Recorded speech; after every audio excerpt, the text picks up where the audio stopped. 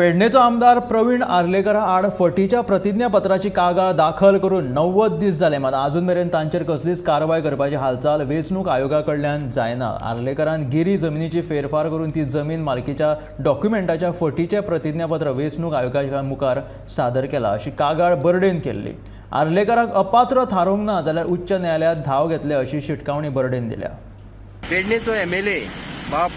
प्रवीण आर्लेकर हो इलेक्शनाच्या टायमार एक तिने खोटी प्रतिज्ञापत्र म्हणजे खोटे एफिडेविट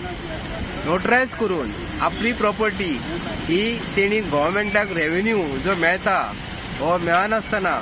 ही विदाउट कन्वर्शन, विदाउट सनद, without TCP approval, without panchayat licence नासतना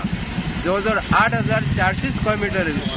सालिगांव मतदारसंघातली गिरीम विलेज